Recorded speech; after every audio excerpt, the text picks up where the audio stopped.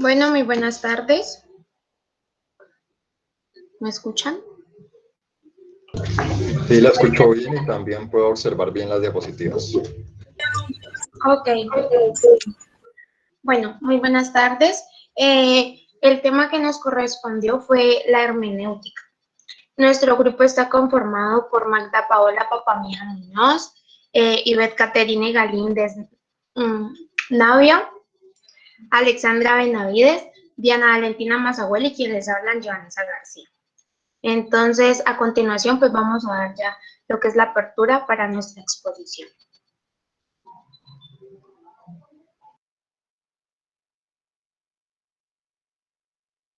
Buenas tardes, compañeros. Yo les voy a hablar sobre qué es la hermenéutica.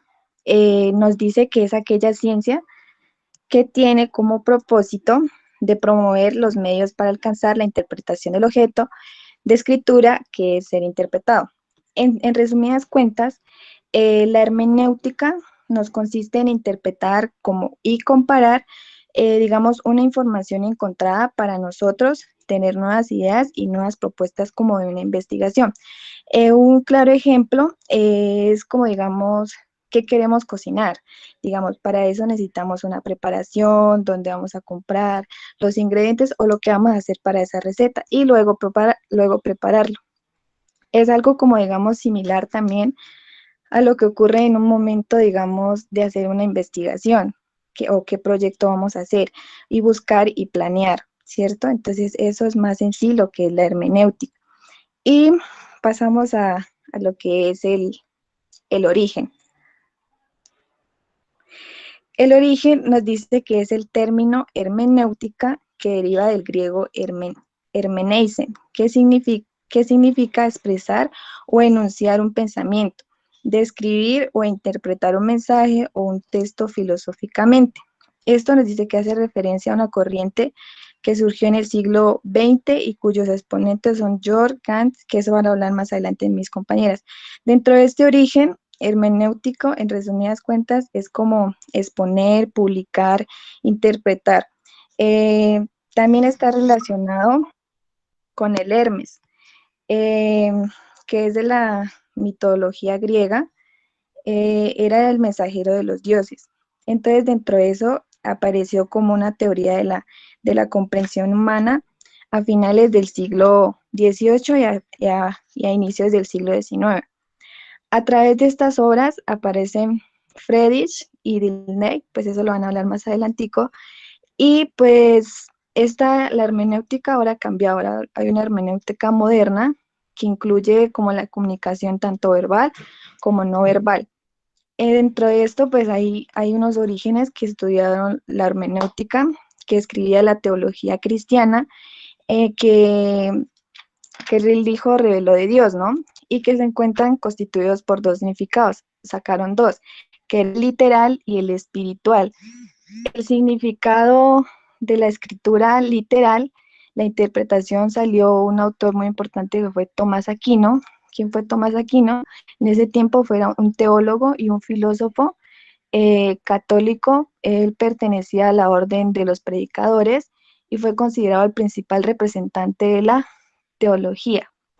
El espiritual es el otorgado por Dios en el nombre según de la creencia cristiana. Y ya mis compañeras van a hablar de los autores.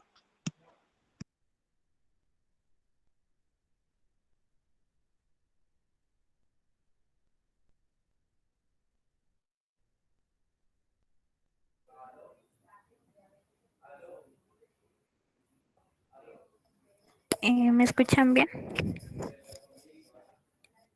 Sí. Bueno, yo voy a hablar de los teóricos de la hermenéutica. Como primer teórico encontramos a Martin Heidegger, que él sostiene que el ser humano es un ser interpretativo, ya que es el método natural de ser de los seres humanos. Heidegger emprende el camino de la comprensión hermenéutica de Deseo. Según Heidegger, la hermenéutica tiene un triple significado. La primera habla de una fenomenología hermenéutica cuyo objetivo era interpretar la comprensión de Dansei, que es el ser que somos nosotros mismos. La segunda es que habla de la hermenéutica analítica, que es la existencia del ser en el mundo. Y en tercer lugar, habla de la hermenéutica de logos. De ahí seguimos con Friedrich Schleiermacher, que él desarrolla ciertas ideas acerca de que el conocimiento humano se haya mediado por la comprensión previa del sujeto. Esto ocurre de manera especial en la lectura de textos escritos. Lo que Friedrich tiene una postura en la hermenéutica que dice: todo acto de comprensión es la inversión de un acto de discurso en virtud de la cual ha de hacerse presente a la conciencia aquel pensamiento que se encuentra en la base del discurso.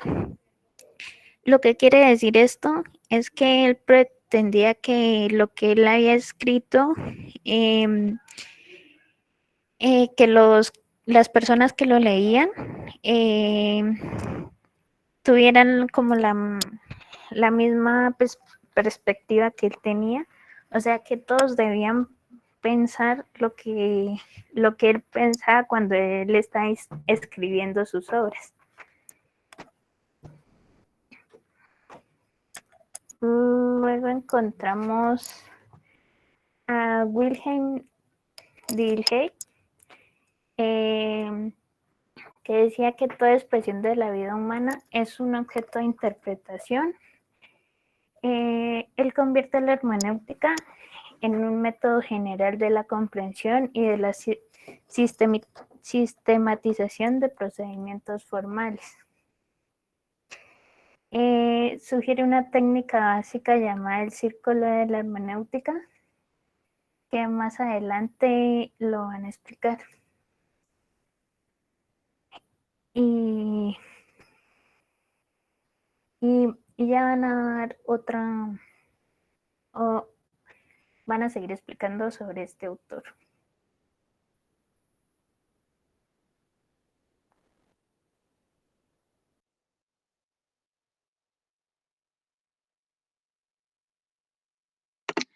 Bueno, Wilhelm Dilthey es un pensador, uno de los más importantes. El objetivo de él es que da a conocer un texto, y no es tanto el mensaje del texto, sino en cuanto a lo individual que expresa a través de él.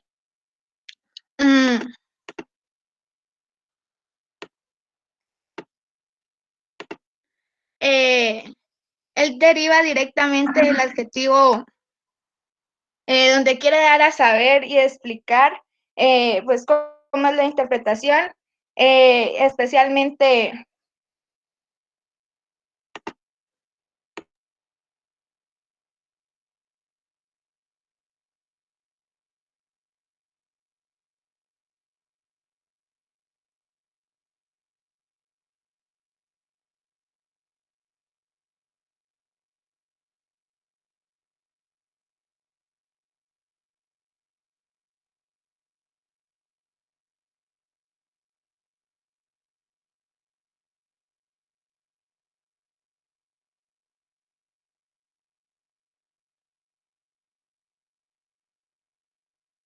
Ivette.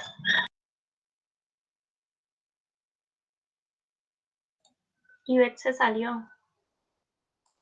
Se le fue el internet, yo creo. Sigamos.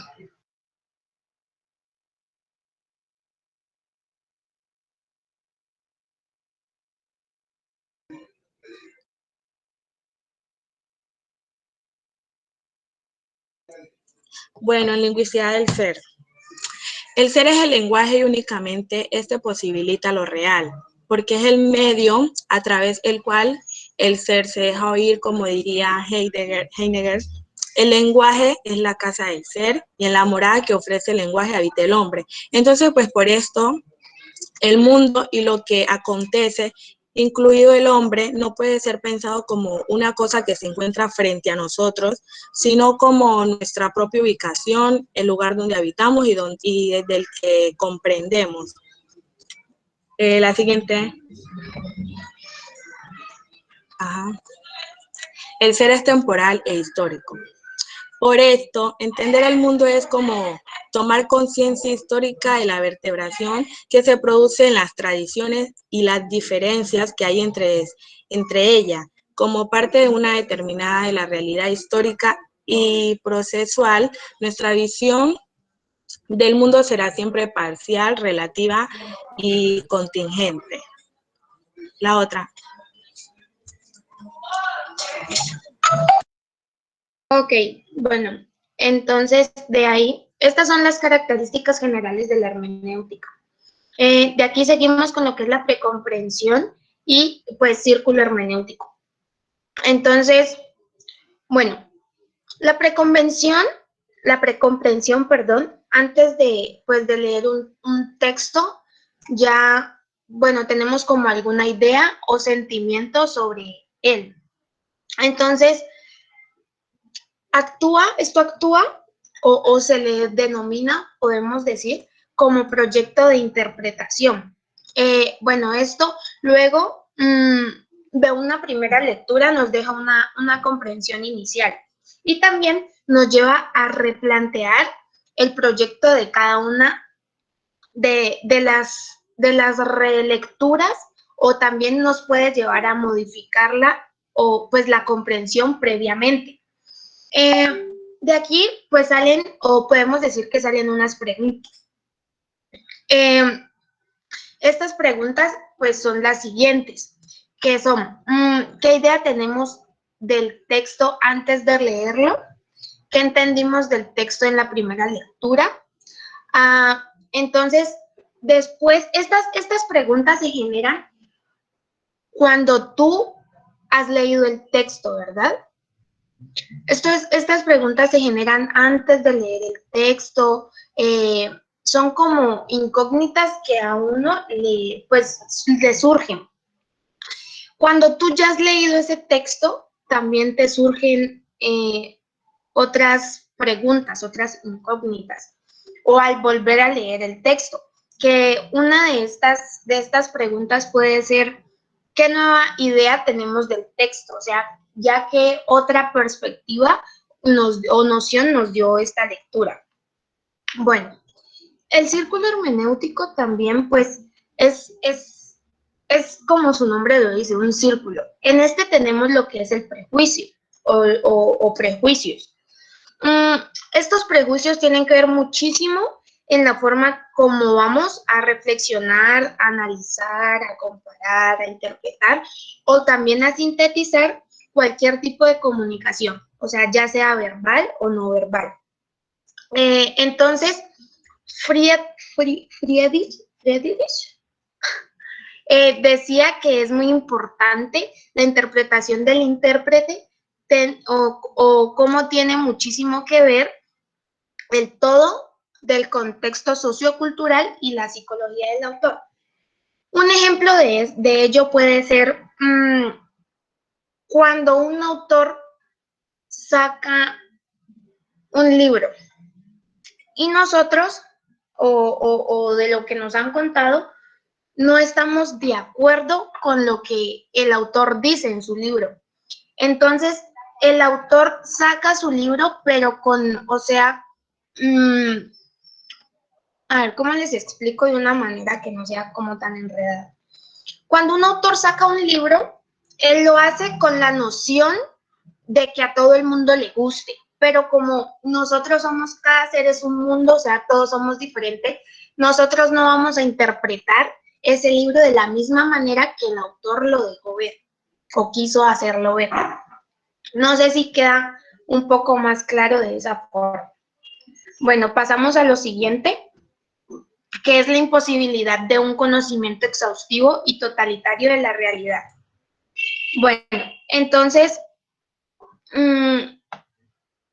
Esto o esta otra característica, pues es la presentación de verdad de la hermenéutica. Esta es radicalmente distinta a las de las demás ciencias. La verdad, aquí pues en esta nos dice que la verdad solo puede ser parcial, transitoria y también relativa en cuanto a sus características. Características que surgen de la pertenencia del sujeto al ámbito de la pues al ámbito de lo que es interpretable y también de la individualidad. Esto pues es algo irreductible de cada, pues de como que de cada evento singular. Esto también pues es entendido por estos como no, o sea, esto es como no solo las cosas, sino el hombre mismo. Y pues Gadamer afirma que la historicidad del ser consistente en no poder resolver, pues como en autotransparencia, no poderse resolver en autotransparencia. Sigue, compañera.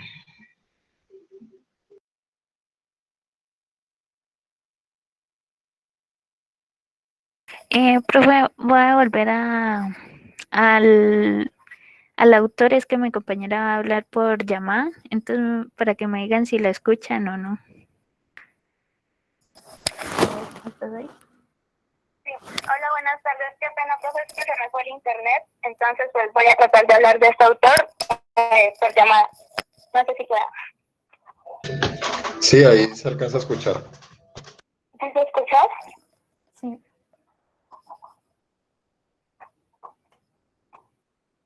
Diana. Sí, lo escucho.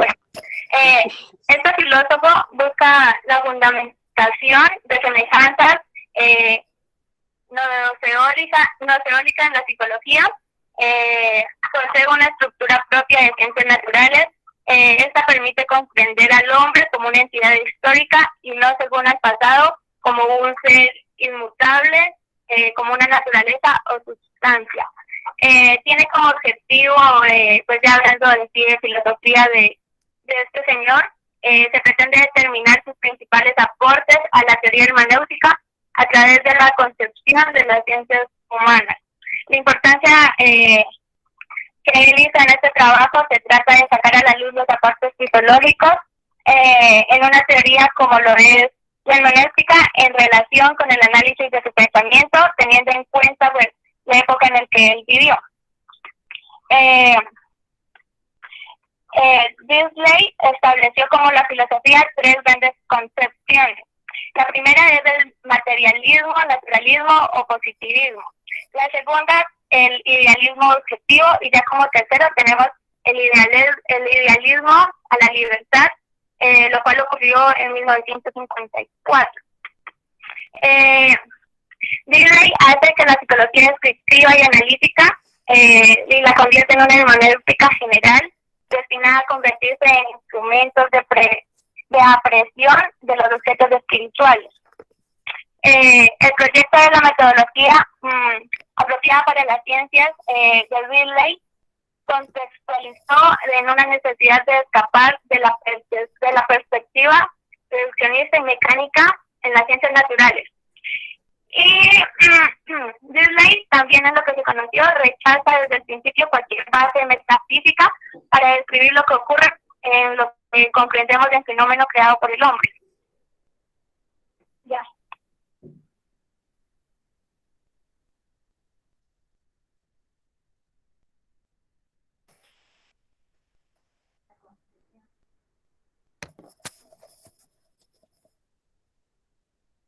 Es que no estaba viendo las diapositivas.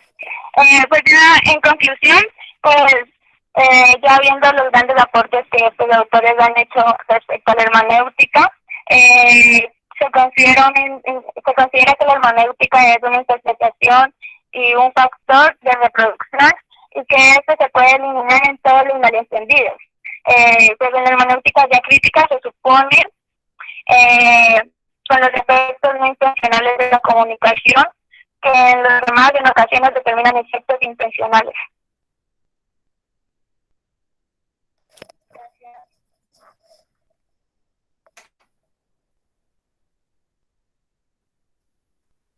Profe, y eso sería todo. Bueno, ¿tienen alguna actividad desde el aspecto creativo o práctico para dar a entender mejor los conceptos que nos acaban de presentar? Realizamos unas preguntas, profe. No sé si se... Sí, realice algunas de esas preguntas. Son súper fáciles. Ya. Dame un segundo.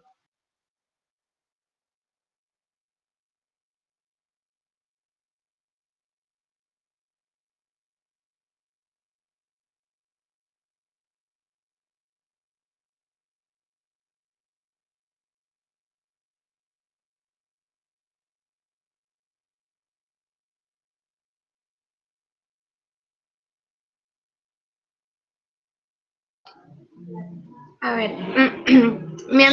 mi compañera Diana les va a hacer la primera pregunta. Son solamente 3. Bueno, alguien que quiera participar y que nos digan que qué entendieron por la postura de Friedrich.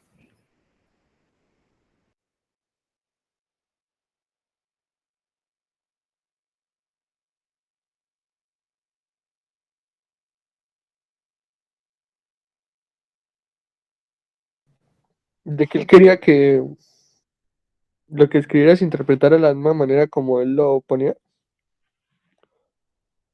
Sí.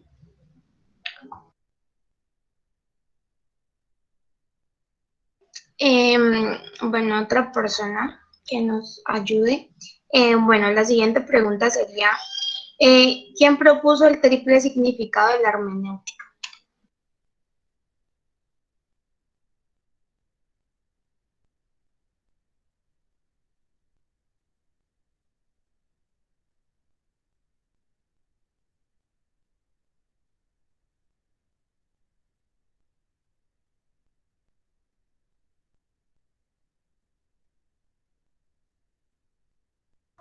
¿Fue Edmund Husserl?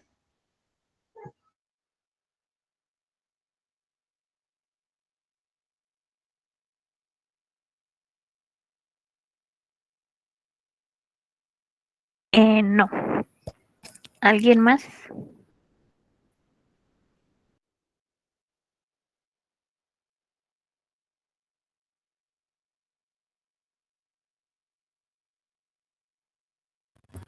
Creo que era Hermes, si no estoy equivocado.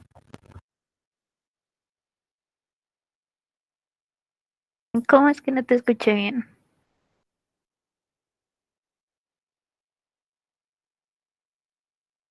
Hermes.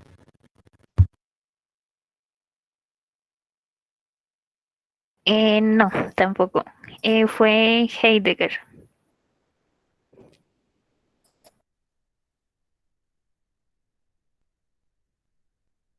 Bueno, eso es todo. Muchas gracias. Bueno, gracias a ustedes por la presentación. Como les había mencionado, se obtienen 2 notas de cada exposición, una que tiene un valor del 30% y la otra que tiene un valor del 20%.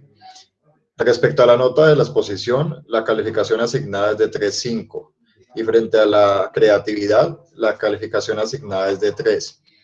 Considerando la creatividad no solo como el último ejercicio que realizaron de preguntas, sino también como pues lo que pudieron haber elaborado en las diapositivas, que esa construcción también es algo que implica la creatividad.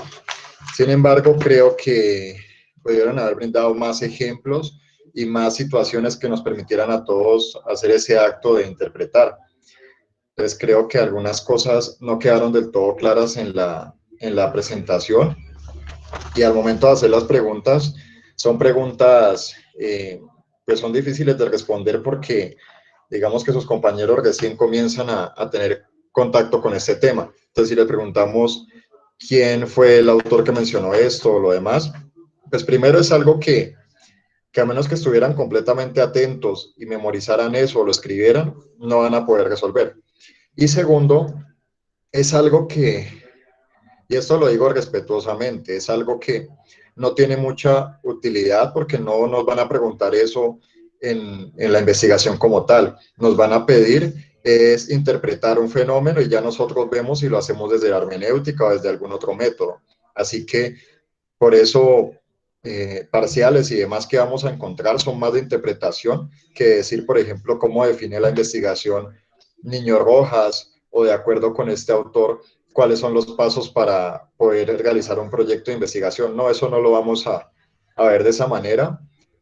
Y es para que todos los grupos vayan pensando también en ese aspecto creativo que muchas veces tanto solicitamos y tanto pedimos como que sea didáctico, que sea algo más activo.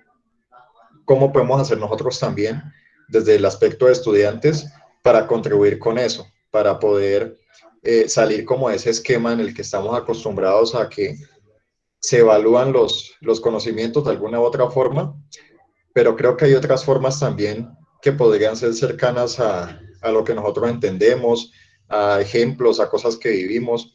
Entonces la idea de las exposiciones es por un lado ver cómo están asimilando la información y por el otro que se atrevan cada vez más en la medida en que va avanzando la asignatura para que vayan tomando sus propios conceptos y vayan encontrando también una forma de presentar esos conceptos con claridad a sus compañeros.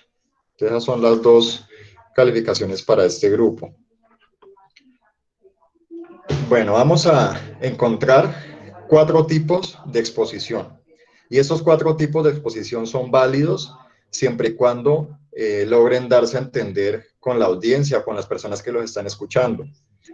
El primer tipo es un tipo científico, es un tipo más técnico, es un tipo de exposición que se va a los conceptos de los autores y que se dirige hacia las personas que ya tienen un conocimiento sobre el tema. Entonces puede que sean expertos en el tema o que ya han trabajado sobre eso antes. Así que yo doy por hecho de que como ya lo conocen, pues voy hablando de cosas más técnicas.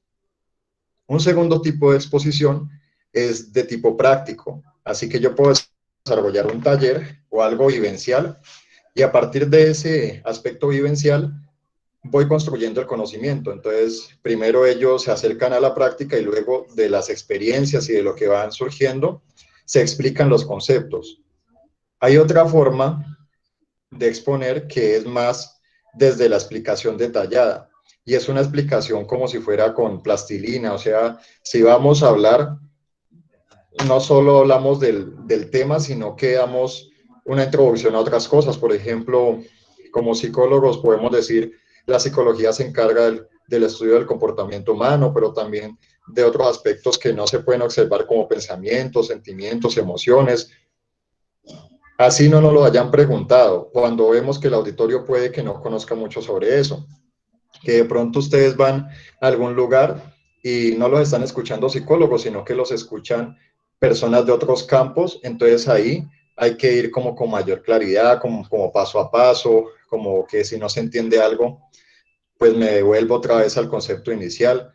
Y ese tipo de exposiciones nos sirve mucho para lo que estamos haciendo ahora, porque el objetivo es que ustedes se hagan entender para ustedes mismos y para sus compañeros.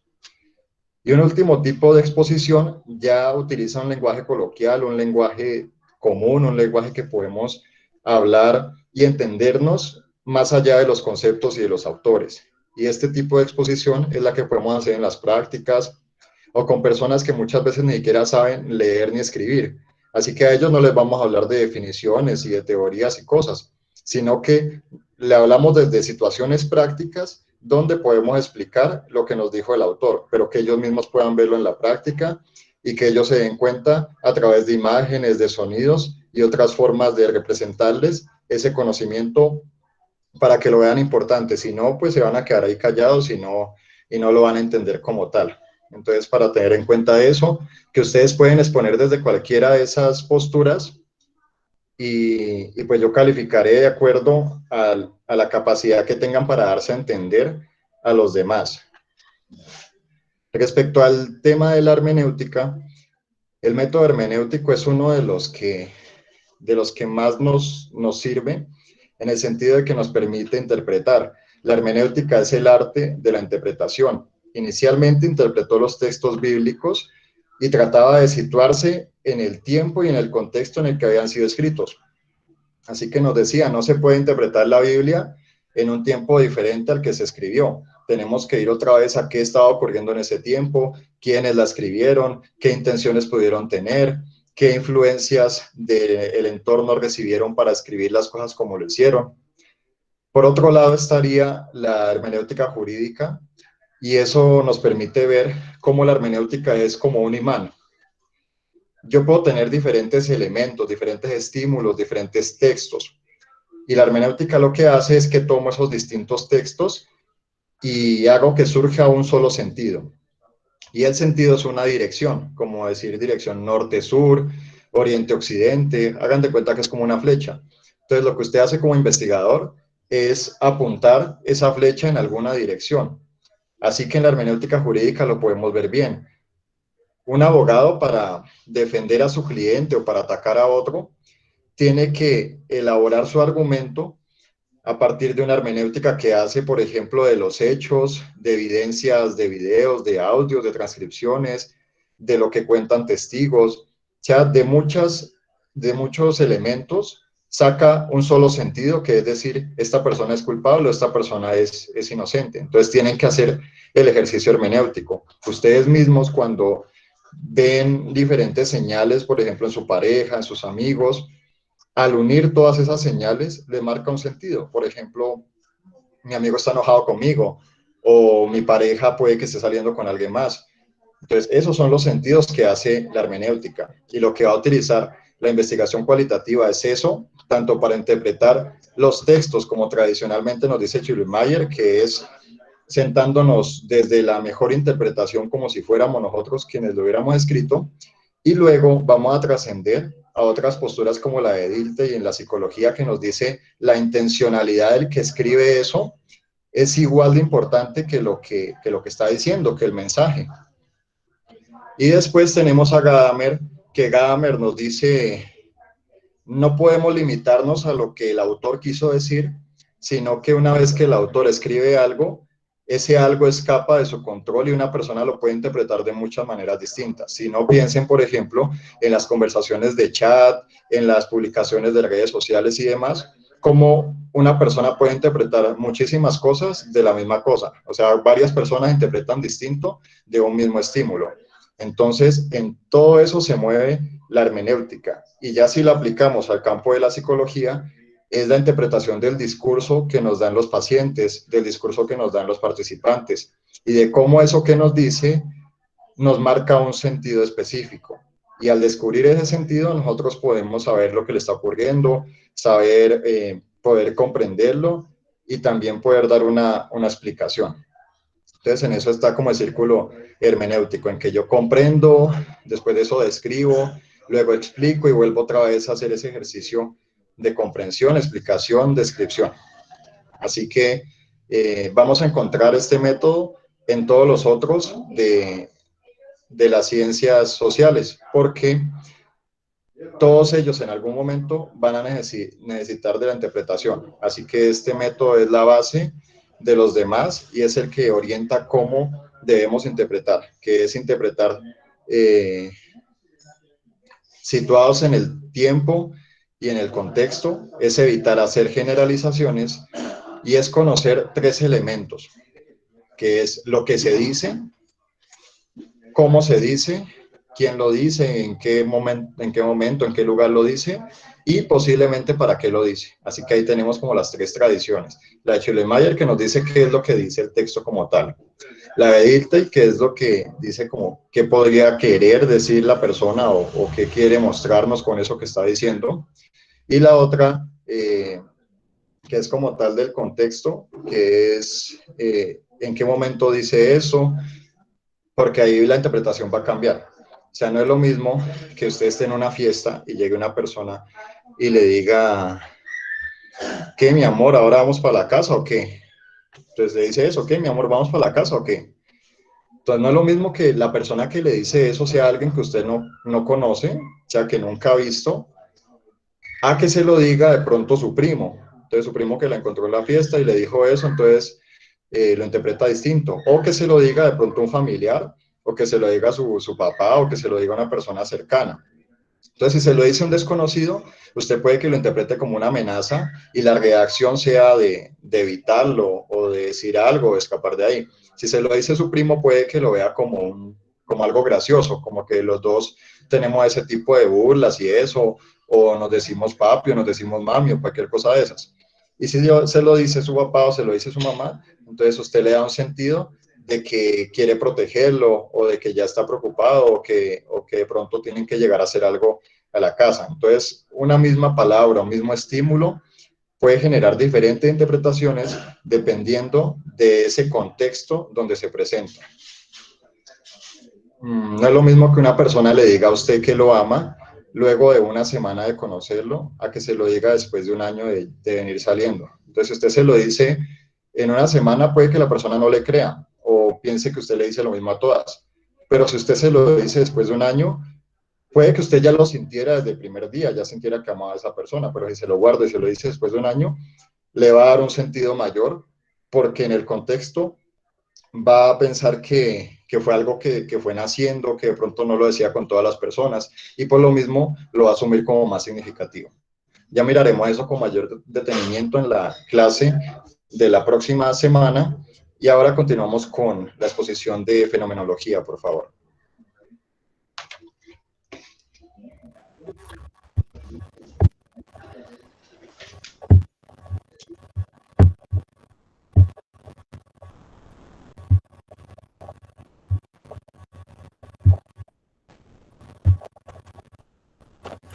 Buenas tardes, profe, compañeros.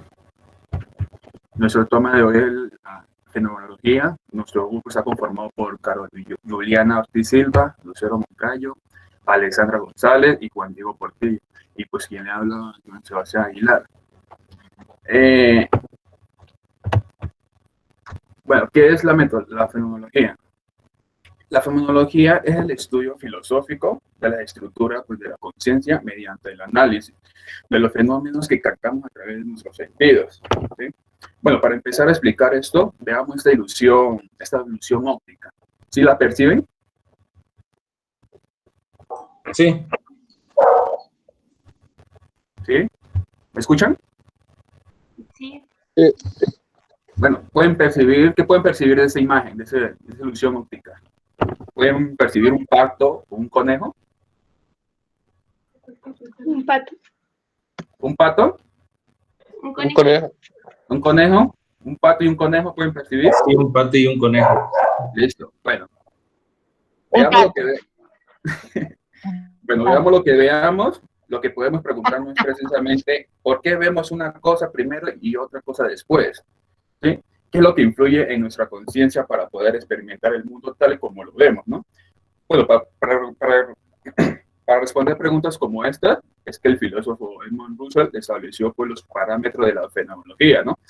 Para ello, él se basó en la filosofía de Descartes.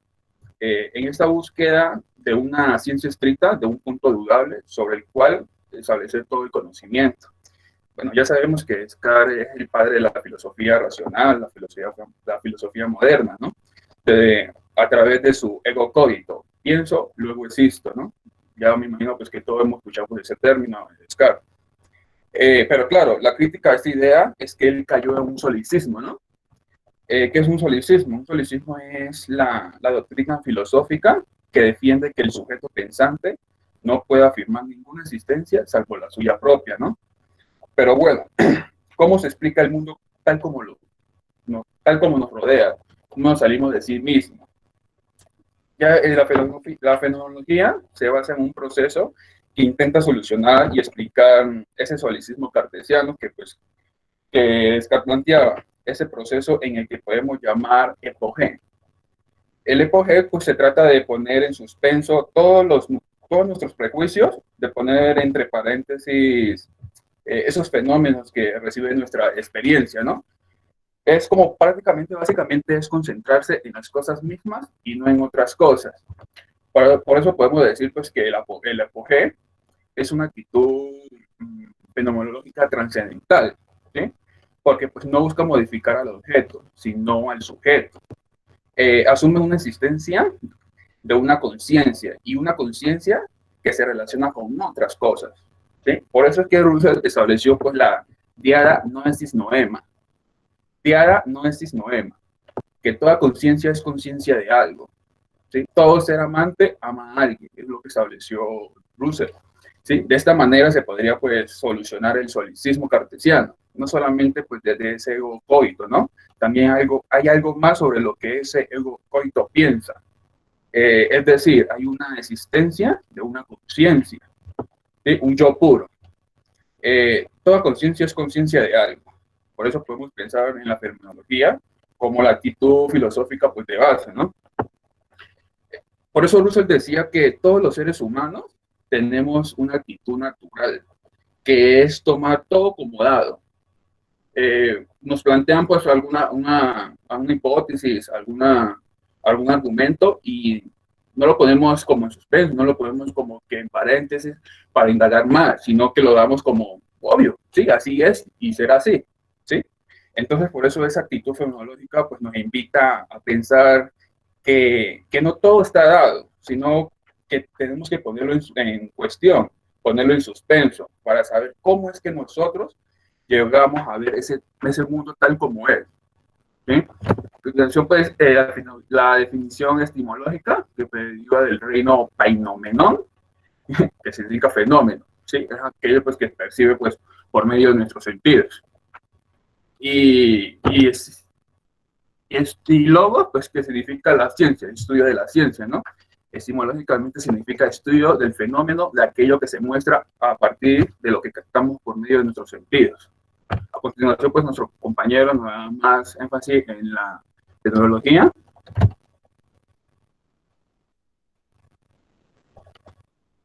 Compañero.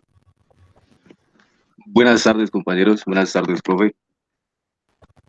Entonces, para agregar más información a lo que decía mi compañero, podemos decir que la fenomenología tiene orígenes formales en la obra de Edmund Husserl entre 1959 y 1938, pero primero fue utilizado por Hegel.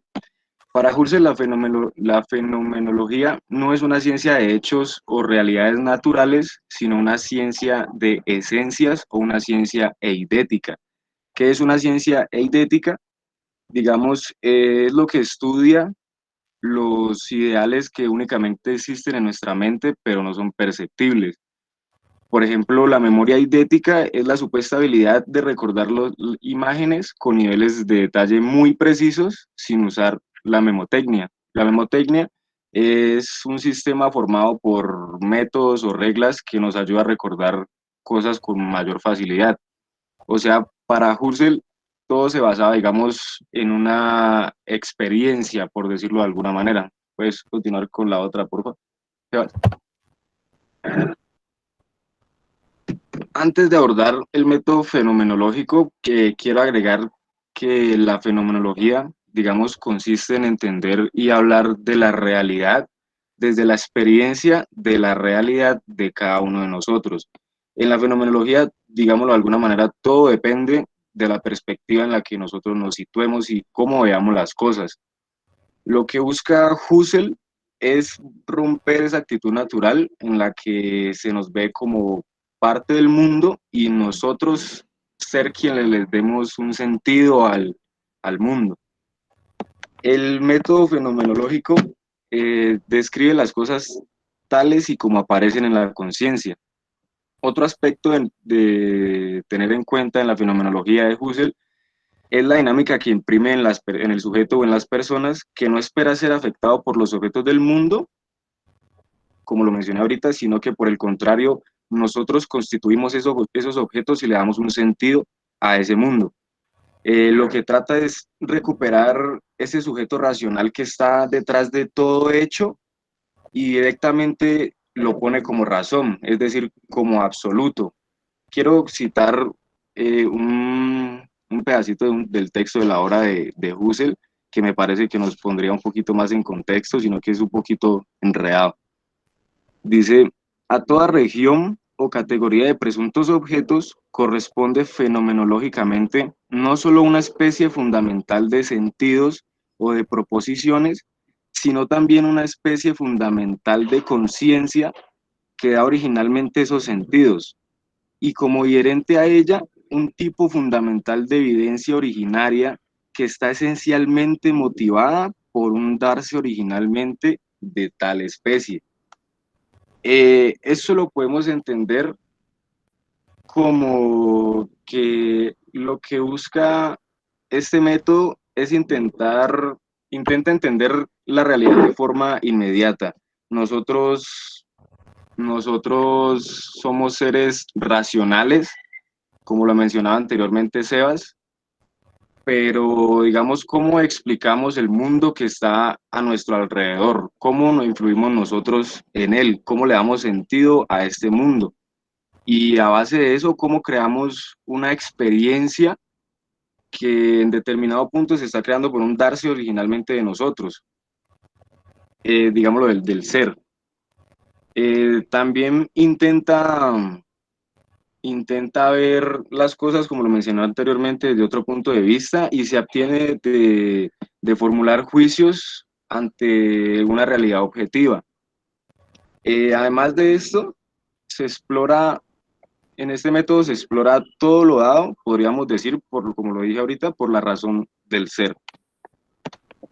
Y ya continuaría ahorita, mi compañera les va a profundizar un poco más sobre el autor.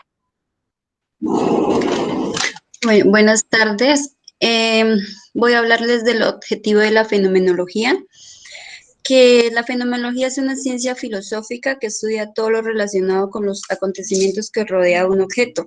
Es decir, descubre la estructura esencial, interna o invariante, o sea que no cambia, de un fenómeno. Es decir, no en su individualidad empírica, sino en su esencia. Pues así brindamos un acceso a la comprensión del significado de dicho fenómeno al describir y clarificar la experiencia vivida tal como la percibe el individuo, los participantes. Investiga también la esencia de un fenómeno, es decir, la realidad, en donde no hay un conocimiento previo ni hay alguna teoría que justifique esa realidad. Es decir, consiste en la búsqueda de la comprensión. Sebas, devuélvete un poquito. En la búsqueda de la comprensión basada en lo que es obvio, porque es la realidad percibida directamente por la conciencia. Sigue.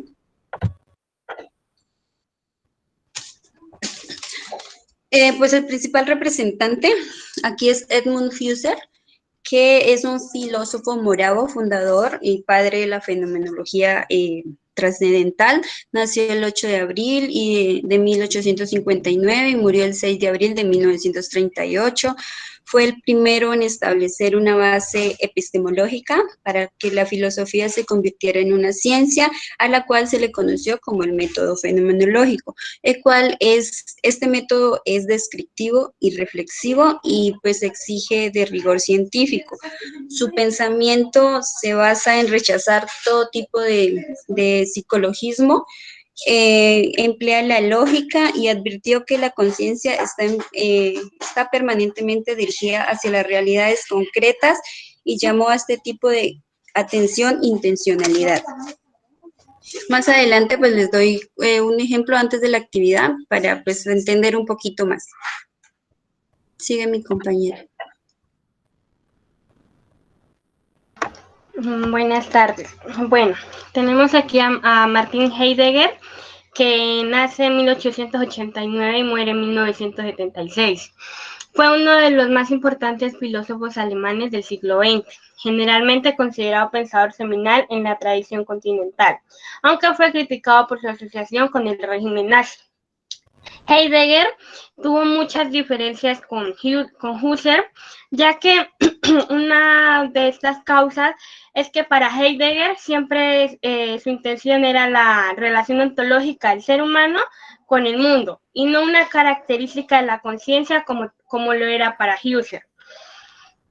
También otra diferencia que tenían ellos dos es que para Heidegger creía que Husserl era intelectual, porque no se comprometía suficiente con el planeta. Esto decía él. En cambio, para Heidegger, él decía que él veía al hombre involucrado en el mundo, que todo pues giraba en torno a él y que por lo tanto él se comprometía para que hubiera como una salvación y una transformación en el hombre. Continúa. Bueno, una de las características que tenemos en la fenomenología es que estudia casos concretos, también es un método cualitativo. También en la fenomenología se basa en las causas y los primeros principios, dado que deja toda la explicación de los objetos. O sea, aquí todo es... Espera un momentico. O sea, aquí todo se orienta para entender al mundo. O sea, aquí depende de la causa de la que estemos analizando. O sea, ¿cómo me explico? O sea, aquí la causa que tenemos la analizamos para poder entender qué es lo que pasa, o sea, es más realista. También tenemos una característica que es una ciencia de objetos ideales, a priori universidad, debido a que es una ciencia de vivencias. O sea, aquí como todo, o sea, algo clave en la fenomenología es que es evidente, o sea, aquí todo se puede ver para poderlo entender. Y aquí continúa mi compañera.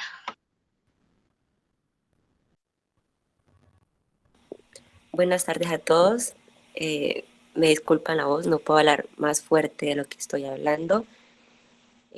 Si estoy hablando muy rápido, por favor, me dicen. Antes de iniciar con las etapas, quiero explicarles un poquito sobre la, digámoslo, investigación fenomenológica. Podemos decir que lo comprendido o lo previo, lo que han dicho nuestros compañeros, se dice que la fenomenología es un intento por entender las percepciones, las perspectivas e incluso nos permite tener interpretaciones que la gente hace de un fenómeno determinado.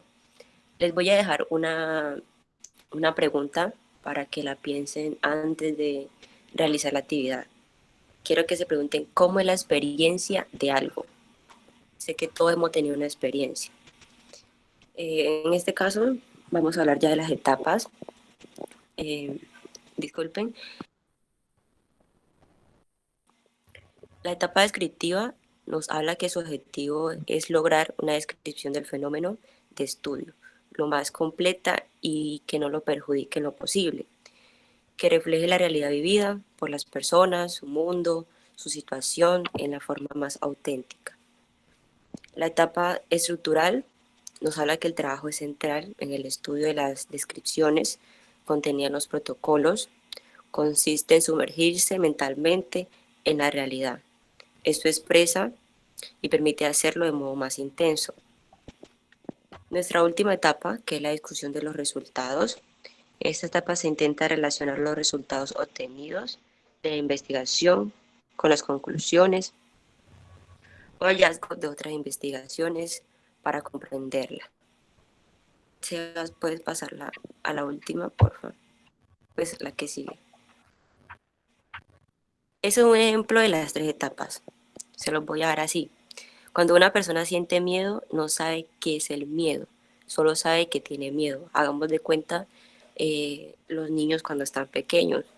Ellos no saben qué es el miedo, por qué razón se dan, solo saben que le tienen miedo a un animal, a un objeto o a una situación. Se dice que es necesario para que su reflexión del miedo sea válida.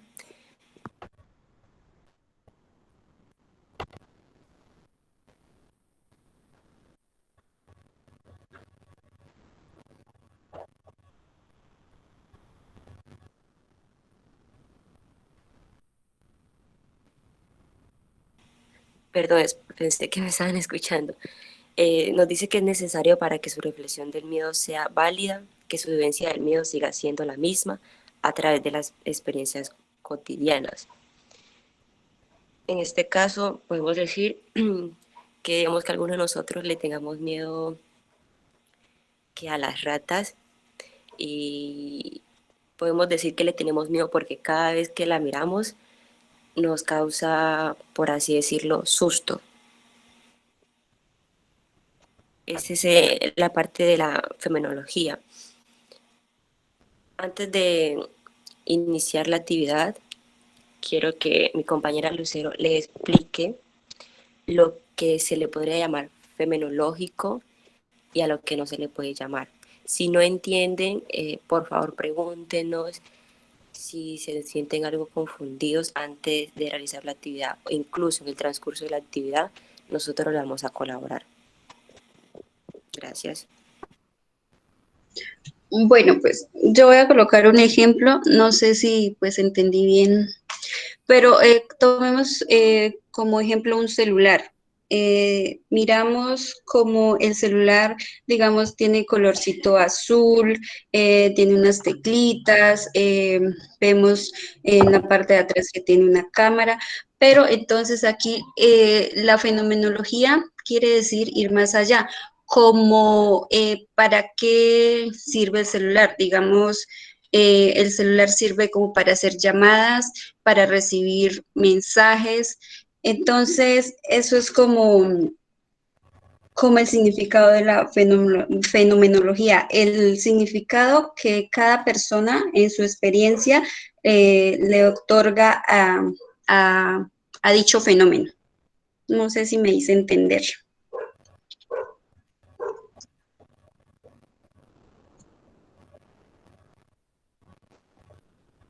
Sí, pues lo que quise dar a entender, Luz, es que la fenomenología es como el significado subjetivo que le da a cada persona. Por lo menos para mí es algo que me permite comunicarme. Eso, Para otra persona, pues va a ser algo que le permite tomar fotos. eso, la esencia de dicho fenómeno. Ahora vamos, Sebas, con la actividad. Ah, ¿ibas a decir algo, Alexandra? No, dale.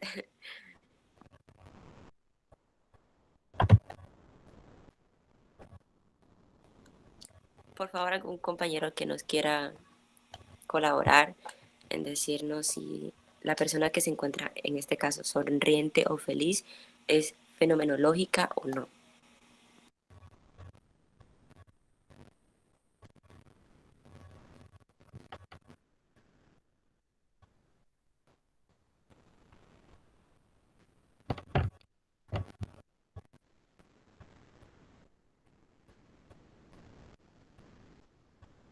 Sí, buena. ¿Tienen dudas? ¿No saben?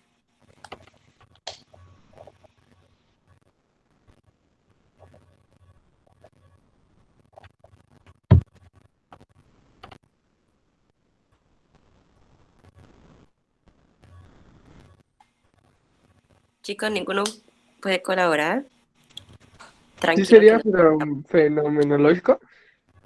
Sí. ¿Sabes el por qué? Porque permite la interpretación de diferentes maneras, ¿no? Por lo menos para mí puede ser que está tapando la cara porque está triste. Sí, es esa y pues que también tengamos en cuenta que la felicidad o estar sonriendo lo podemos sentir y lo podemos evidenciar. Eso es fenomenológico.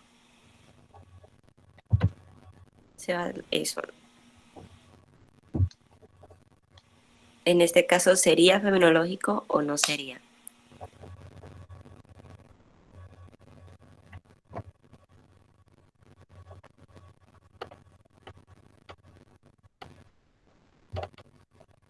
Otro compañero que quiere colaborar, por favor.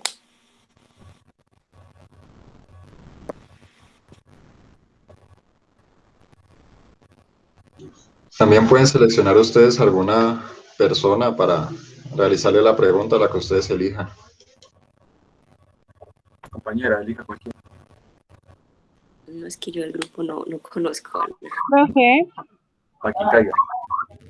yo quiero participar, pero yo no sé si estoy equivocada en lo que voy a decir. Pues para mí no es fenomenológico, porque yo no he visto lo que es el cielo y la tierra, ¿no? Ve lo que es el cielo y el infierno, si es a lo que la imagen se refiere. Porque tú dices que todo lo fenomenológico es lo que el ser humano conoce. Entonces yo creo que no. Exacto. Muy bien, compañero. Antes que lo pase, Ya se acabó. yo creo que ninguno de nosotros, y si hay alguien que me diga, ha evidenciado o ha sentido lo que es estar en el cielo o en el infierno, ¿o sí? Yo creo que ninguno. Continúa, Sebas, con la última diapositiva. No, eso es todo por hoy. Esa es la última. Bueno, Sí. quiero que me digan si fuimos claros con la exposición, si no entendieron algo, o si quedó claro lo que fue lo que es fenomenología.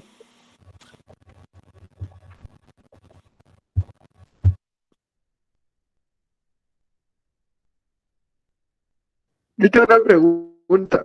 Si no se conoce, si no lo conozco, para mí no es fenomenológico.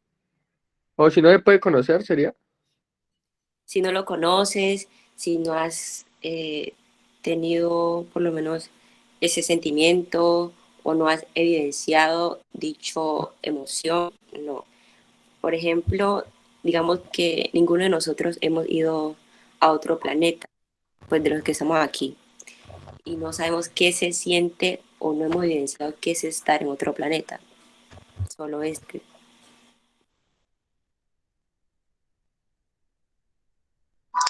Compañera, entonces podemos decir que lo fenomenológico es todo aquello que se puede evidenciar, o sea que a nosotros nos consta que lo hemos mirado. Hay que tener en cuenta que todo lo que captamos por medio de nuestro sentido es lo que pues se manifiesta como fenomenología, ¿no? Y tu respuesta es sí, prácticamente sí, porque si no tenemos experiencia, no captamos por medio de nuestro sentido algo que de pronto sea realidad, claro que sí existe, pues para mí no será fenomenológico, ¿sí? Si no lo percibimos por medio de nuestro sentido, si no tenemos una experiencia con eso. Exacto, digamos, en el mundo la realidad no es sino un conjunto de experiencias reales y posibles. Digamos, no existe un mundo del cual no se pueda tener experiencia. Bueno, gracias, compañera. Quiero decir algo. Yo también, pero un momentito. La compañera última que habló, Alessandra, usted en algún momento nos mencionó o nos dio una pregunta, la cual decía cómo obtenemos la experiencia. Yo no sé si en medio de la explicación la dio a conocer, pero la verdad no quedé tan satisfecha de ella, entonces quisiera que me explicara un poquito más sobre esa pregunta que me llamó mucho la atención. Vale, la pregunta no tendría como tal, por así decírtelo, una explicación. Simplemente quería que cada uno de los compañeros se hiciera la pregunta de cómo es la experiencia de algo. Por ejemplo, para ti, ¿cómo es la experiencia de celebrar tus cumpleaños? ¿Cómo es la experiencia de viajar? ¿Cómo es la experiencia de conocer algo que tú no habías conocido y que tampoco habías evidenciado? ¿Sí me hago entender? Ajá. Es como, por ejemplo, tú a veces me puedes decir, no, yo nunca había conocido tal lugar, pero al vivir esa experiencia me sentí muy feliz. Eso es fenomenológico. Entonces podríamos decir que la experiencia son los hechos nuevos que pues nosotros vamos conociendo, entonces esas se suman a unas experiencias. Sí. Yo creo Las que experiencias son los pasados, un poco dice. digamos, creo que así les podría quedar un poco más claro. Husserl se basó en las teorías de Kant, que era el padre del racionalismo, para crear, digamos, una crítica a su pensamiento, que era el pienso y luego existo, ¿cierto? Esto hizo pues que se cayera, como lo dijo Sebas, en un solipsismo, que es una doctrina filosófica que tiene el sujeto de afirmar de que no se puede afirmar que hay otra existencia aparte de la suya, ¿cierto? Entonces, lo que logró Carl con esto fue demostrar que nosotros existimos porque estamos pensando y eso no se puede dudar. Pero entonces, ¿cómo se explica el mundo que nos rodea? ¿Cierto? ¿Cómo, digamos, nosotros logramos salir de nosotros mismos y darle un sentido a eso? Y eso para Husserl lo logró mediante la epogé, que es, decir, poner en suspenso todos nuestros prejuicios, poner, digamos, entre paréntesis las cosas, ya que esta no busca modificar el objeto, sino al sujeto. Es decir, que hay una existencia, hay una conciencia, y aparte de eso hay una existencia de sus acciones de pensar o de mediar algo para poder darle sentido a ese objeto. A base de eso se va desarrollando la experiencia. No sé si les quedó un poco más claro. Bueno, creo que voy a darles también una breve descripción de eso. Agradecerle a ustedes por la presentación. La calificación asignada es de 5 para la exposición conceptual y de 4.2 para el aspecto creativo. Creo que tienen la posibilidad de hacer muchos más ejemplos y de mostrar esto de una forma que sea más, no sé, como que permita entender las cosas, incluso desde experiencias que cada quien pueda tener a través de la pantalla.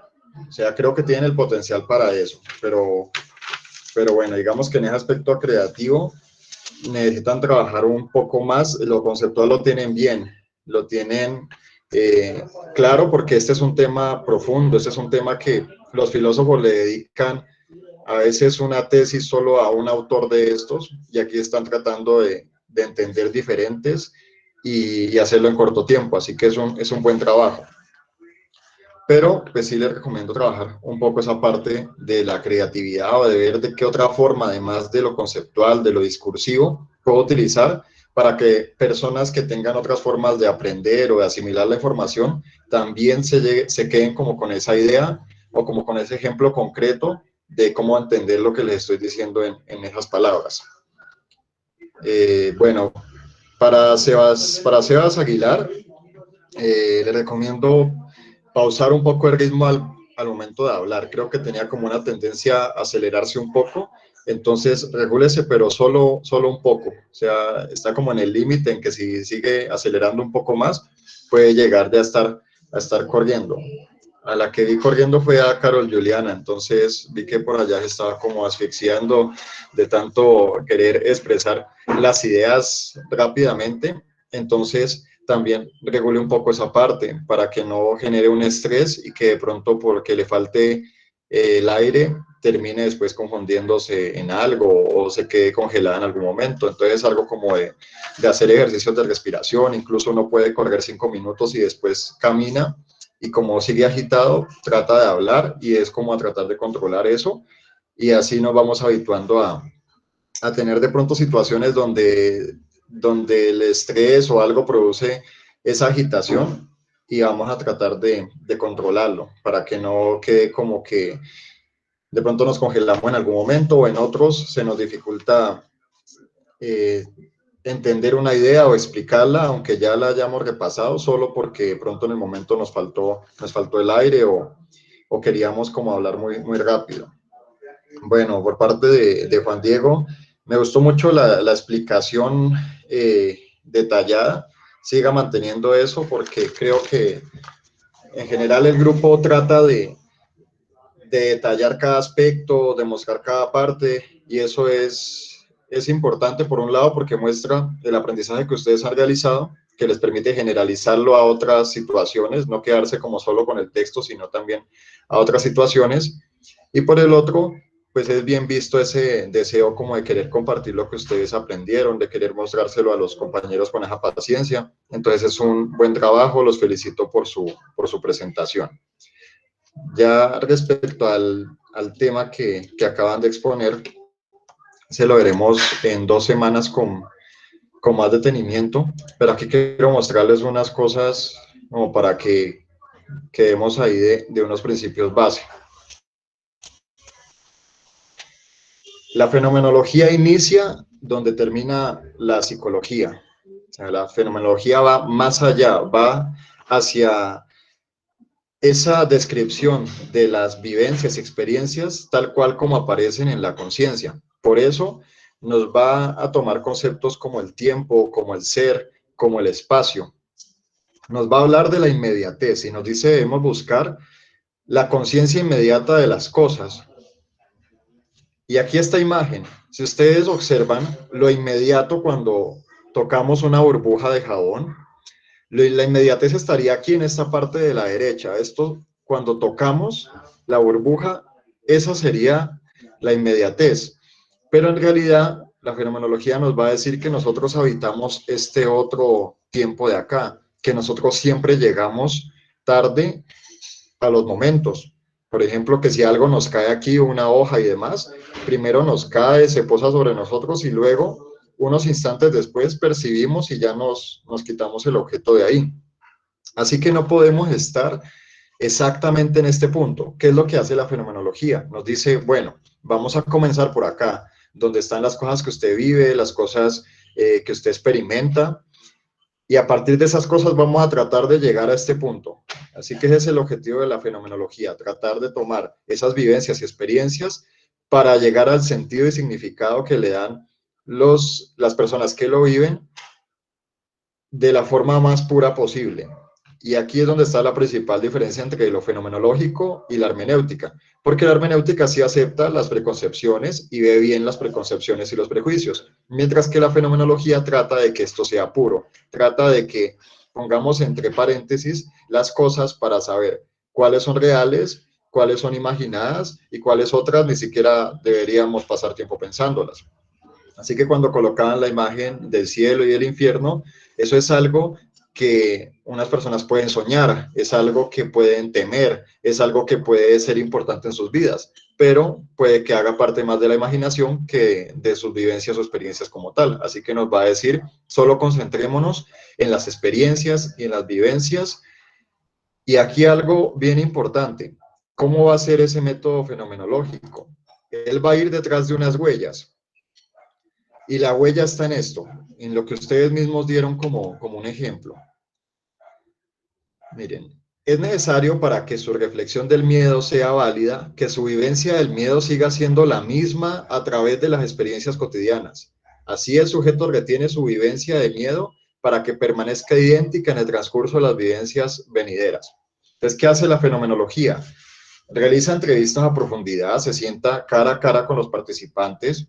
Una condición fundamental es que la persona tiene que haber vivido eso que está narrando. O sea, no puede ser como que robaron a alguien y yo fui un testigo que a mí no me robaron, pero yo voy a contar qué fue lo que vi. No, tiene que ser usted el que estaba robando a la persona o a usted el que lo robaron, pero tiene que tener un contacto directo con ese fenómeno para que pueda dar una descripción del mismo.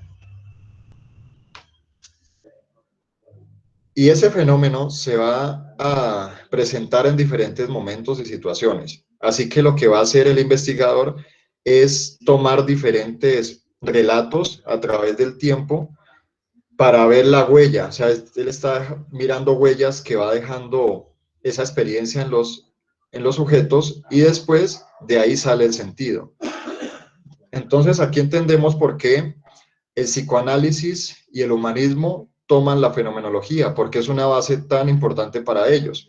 Y es que la fenomenología le da la posibilidad de que escuchamos a un paciente en diferentes sesiones y puede que en la octava sesión tengamos más claridad o encontremos el significado de lo que nos dijo en la primera sesión. Y ahí veamos que esas cosas que la persona nos dice, esas cosas como las experimenta y demás, están ancladas a unas percepciones, están ancladas a unas formas de ver el mundo que la fenomenología nos va a decir, no la vamos a ver desde el intelecto, no la vamos a ver desde la racionalización, sino desde la emoción. Así que el papel del investigador cualitativo en este campo es generar un estímulo que abra una puerta a ese mundo interno del sujeto. Entonces él abre una puerta que le permite sensibilizarlo, que le permite mostrar lo mejor posible eso que está sintiendo. ¿Y cómo lo va a hacer? Pues lo más cercano posible a esa experiencia. Si, digamos que si usted se va a someter a una cirugía, las cosas que usted experimenta y las emociones que experimenta 6 meses antes de la cirugía son distintas a las que experimenta 10 minutos antes de la cirugía. Y son distintas a las que experimenta después de que se despierta en el hospital o 6 meses después de la intervención. Así que siempre tratamos de buscar esos escenarios en los cuales se produzca la emoción con mayor fuerza. ¿Y qué hacemos ahí? Hacemos una observación, hacemos una descripción y de la descripción le devolvemos ese significado a la persona para que sea ella misma la que nos diga si estamos en lo correcto o estamos equivocados, porque al final es él el que mejor conoce lo que le pasa y el que mejor le da un significado a las cosas que le ocurren. ¿Qué pasa después? Una vez que hemos llegado a eso que es significativo de la persona a partir de su experiencia y vivencia, traemos eso que descubrimos y eso que descubrimos con la persona le ayuda a darle un sentido a lo que está viviendo ahora. ¿Qué situación fenomenológica podemos encontrar? Puede ser que una madre va caminando con su hijo de 30 años y de repente el hijo le toma la mano y ella en ese momento se acuerda cuando el niño tenía 6 años o cuando tenía 4 años y le tomaba la mano por la calle. Y en ese punto hay una sensibilidad tal que esta mujer puede llegar a ser conscientes cosas que generalmente no lo están. Entonces a su conciencia viene la conciencia del tiempo, o sea, de saber que ha pasado tiempo, que no puede volver atrás, de pronto la angustia de saber que con la edad que tiene ya está más cerca de la muerte o está más apartada de poder compartir otras cosas que le hubiera gustado hacer, se confronta con lo que es ella, con lo que es su hijo, con lo que es la vida misma, y ahí es donde debe estar el investigador para capturar todo eso y para lograr una descripción lo mejor posible o lo más fiel posible a lo que ha sido la experiencia para ese individuo. ¿Y qué hacemos con eso? Una vez que la tenemos, ya la escribimos de forma narrativa, o sea, no buscamos como tal la explicación, sino más la comprensión. Entonces buscamos comprender eso que la persona experimentó y esa comprensión le puede servir a otras personas para poder acercarse a sí mismos. O sea, el fin de la fenomenología es ese, es expandir el ámbito de la experiencia, de la existencia y lograr que las personas comprendan mejor diferentes áreas de la vida y de sí mismos.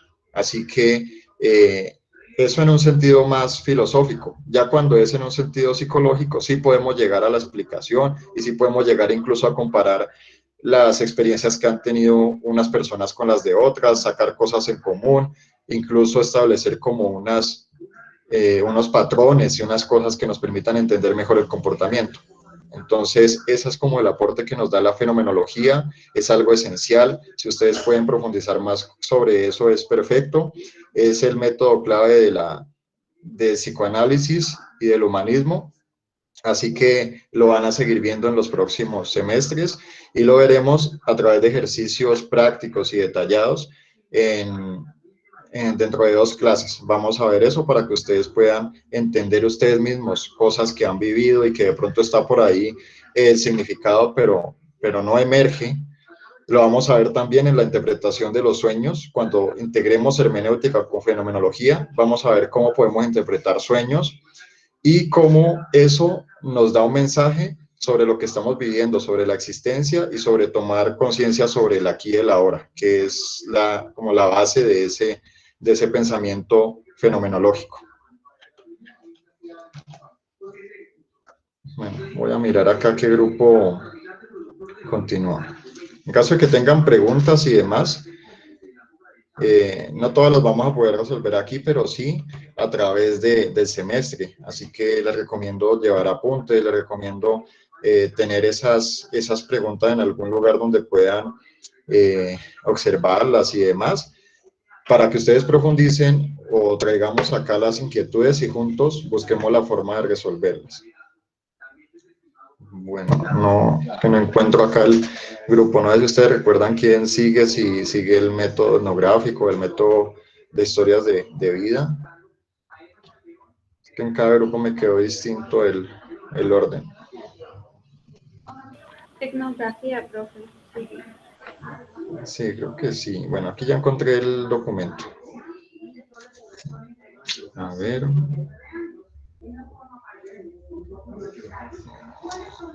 Vamos a etnografía y luego seguiría el método biográfico en caso de que alcancemos. Entonces, por favor, el grupo de etnografía ya puede comenzar a presentar.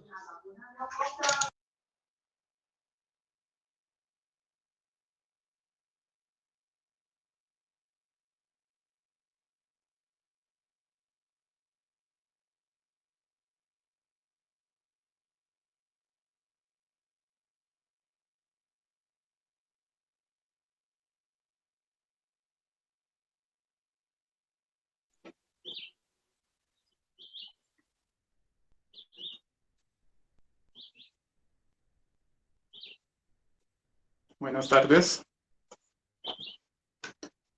Bueno, nuestro tema correspondiente es etnografía.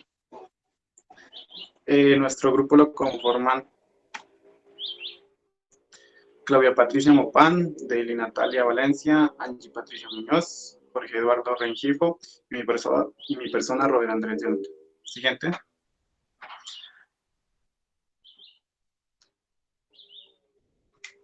Bueno, vamos a saber de dónde proviene el vocablo de etnografía. Se dice que viene del griego etnos, que significa tribu y pueblo. También con el grafo, que significa yo escribo. Por consiguiente, pues, es la descripción del modo de vida de los individuos. ¿Quién fue el precursor de esto? No necesariamente fue un psicólogo o otro, fue un antropólogo estadounidense, el cual tiene, lo voy a leer porque su nombre es un poco difícil, Bronislaw Malinowski, quien lo utilizó como un método para hacer una descripción detallada de las culturas en sí y de la sociedad en sí. Siguiente. Bueno, pues etnografía también tiene como la ciencia que significa de los pueblos. ¿Qué nos quiere decir esto? Que es una investigación que se hace a nivel, digamos, regional, no digamos así de culturas en sí. Para ponerlo más en contexto, un ejemplo sería, por ejemplo, Colombia. Colombia tiene una cultura bastante grande. Y encima de eso, dentro de este país hay diversidad de culturas, para así entenderlo. Por ejemplo, aquí en el Cauca tenemos a los guandianos, a los paeses y a otros. Pero no solo nos enfocamos, digamos, en etnias o en indígenas. También nos enfocamos en los lugares. Por ejemplo, aquí en el Cauca, pues somos los caucanos, a diferencia de los que viven en Medellín, que son los países, que tienen diferentes culturas y costumbres. Asimismo, pues se puede ver esto a nivel mundial. Como por ejemplo, aquí en Colombia, pues ya tenemos nuestra cultura, ya sabemos cómo somos. También podemos decir eso de México. En México también tiene sus costumbres, su cultura, su misma sociedad. También tenemos que enfocarnos también en la sociedad, ya que cada uno tiene sus propios preceptos. Siguiente. Bueno, pues el objetivo principal de esto es estudiar estos lugares, más que todo a las personas. Como ya les había dicho antes, las costumbres, lo que hacen, cómo se hacen y algunos, digamos, paradigmas que tienen ellos, por así entenderlo, para comprender más la realidad que viven ellos a diferencia del investigador, para así generar un conocimiento cultural más de descripción que algo cuantificable. Siguiente.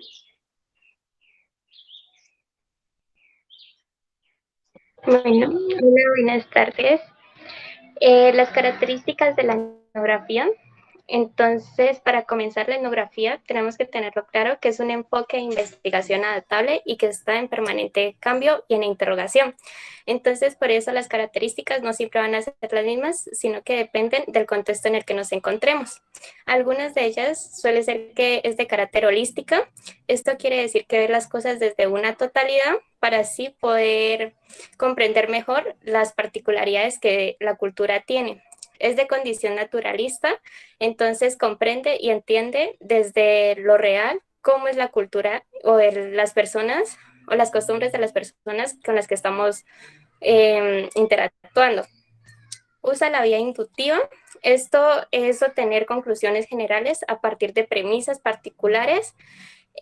Su carácter fenomenológico, entonces estudia todos los acontecimientos que lo rodean y no solamente se queda con lo que nos están contando las personas de esa cultura, sino que investigamos más a fondo y desde nuestro punto de vista.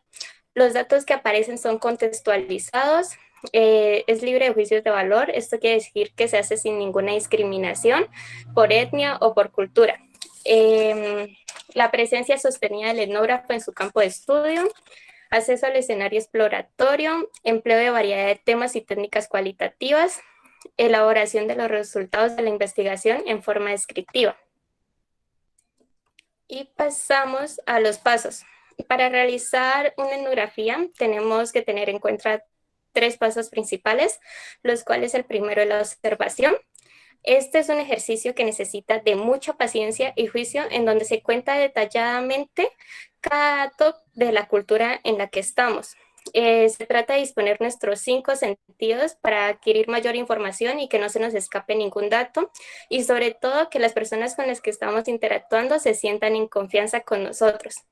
La idea es que transcurra de una forma natural, que no sea como una relación forzada, sino que todo se dé como espontáneamente, para que así las personas de esa cultura nos puedan como contar todas sus experiencias. Y también aquí realizamos el BACUP, que pueden ser archivos fotográficos, audios, videos, documentos. Esto lo tenemos que pedir autorización a las personas con las que vamos a contextualizar. Y pasamos al segundo paso, que es la descripción. Después de haber observado toda la cultura, pasamos a realizar un documento detallado de todo lo que observamos en ella y se realiza de manera clara. En él se puede evidenciar el BACU, lo podemos poner como anexo, que como ya mencioné, el BACU pues son todos los archivos fotográficos, videos, audios y documentos de la cultura en la que nos encontramos. Ya mi compañero les va a explicar el tercer paso. Bueno, después seguimos con el análisis. ¿Este análisis de qué trata? De una interpretación que se le va a dar a esos datos recogidos y permitiendo dar unas conclusiones. ¿Conclusiones como cuál? Como debido a las diferencias en la sociedad o a las divisiones, se puede ver una diferencia de clases sociales, o que debido a la unión de la misma sociedad permite ese progreso social. Ese análisis permite dar unas conclusiones debido a la información obtenida por los diferentes métodos. Ahora vamos a seguir con los tipos.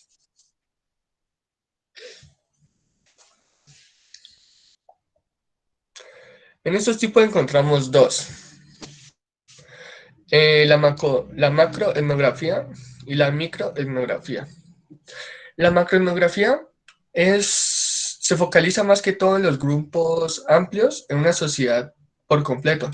Digamos, toda la facultad de psicología, que va a estudiar tanto su comunidad, sus creencias, cuál es el proceso, cómo se desarrollan ellos mismos. ¿Listo?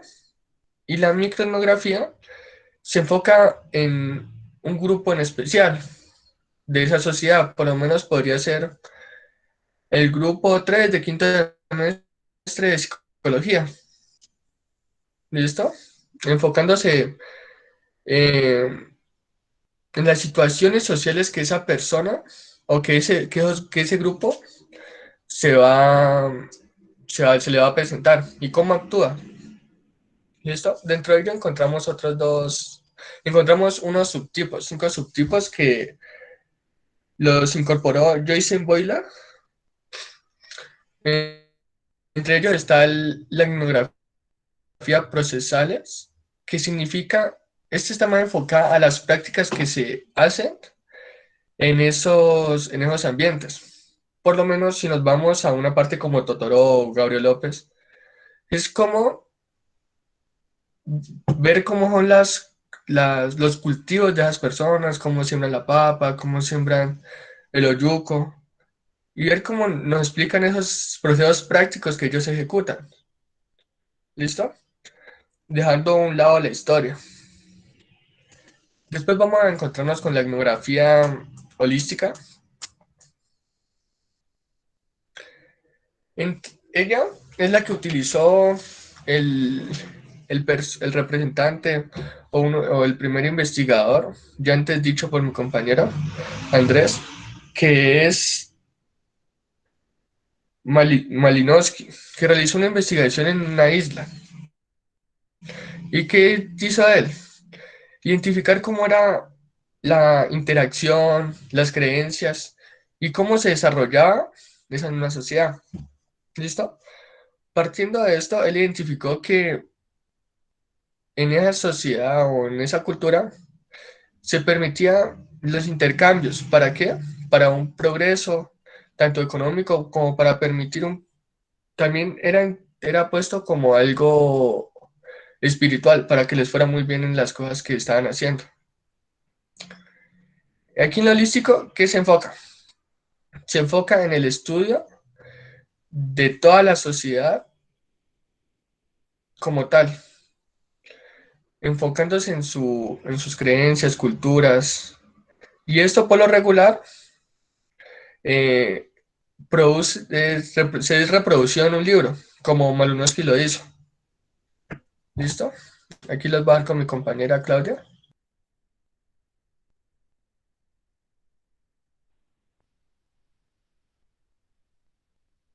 Bueno, ahora tenemos la etnografía particularista.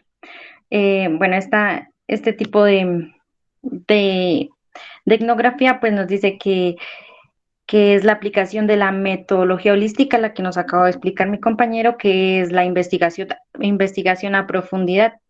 Y pues se dice que se da en grupos particulares, en una unidad social. O sea, unidad social pues puede ser, son los grupos que comparten características, puede ser el idioma, los valores, la cultura, em, la ubicación geográfica. Un ejemplo de esto puede ser la etnia Misat, que comparten pues su idioma, comparten sus costumbres. Entonces esta etnografía pues va enfocada, digamos, en estos grupos que tienen ciertas particularidades que los hacen semejantes, digamos, se puede, digamos, decir que comparten ciertas particularidades.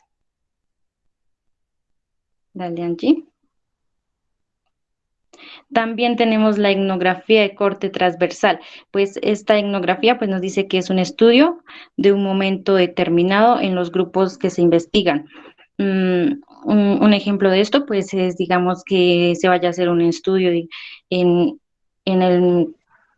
digamos, en TeamViewer, ¿no? Entonces que se determine un tiempo, por lo menos unos 2 meses, y que en estos 2 meses pues se realice la etnografía, que sería ya se haga la observación, la descripción y el análisis. Entonces, esto pues ahí estaría el tiempo determinado, que serían estos 2 meses.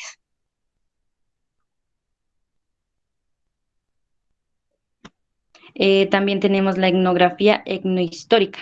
Dice que implica el recuento de la realidad cultural actual como producto de sucesos históricos del pasado.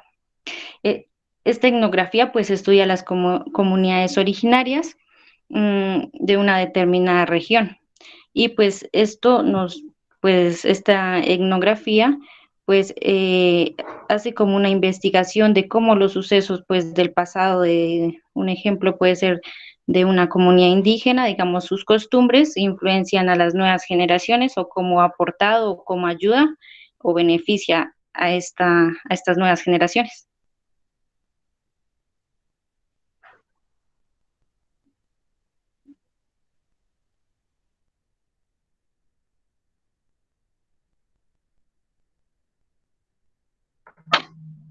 Bueno, esta etnografía tiene unos métodos. El primero es la observación participante, es el agente principal de las investigaciones. Se dice que su grado de participación es variable, o sea, según el tipo de estudio que se trate. El etnógrafo asume el rol del observador y en otras ocasiones el rol del participante. Esta es una de las técnicas que permite los antropólogos, donde conocen las prácticas de los agentes sociales y reconstruir los procesos socioculturales. Son quienes constituyen el centro de las investigaciones etnográficas. En estas, pues, encontramos una participación pasiva, que es donde el etnógrafo participa lo menos posible en la comunidad, y una participación activa donde se refleja una participación completa. Como segundo método, tenemos la entrevista informal. Estas son una de las técnicas que mejor ayuda a conocer y entender cuáles son las necesidades, los deseos, las motivaciones, los dolores, entre otros. Esta no se comienza como un plan de investigación bien organizado, lo cual pues nos lleva a interpretar la conducta y los eventos imprevistos. Otro de los métodos son los materiales y o los documentos. Este reemplaza al observador y al entrevistador en situaciones inaccesibles, es decir, cuando no se pueden contactar presencialmente.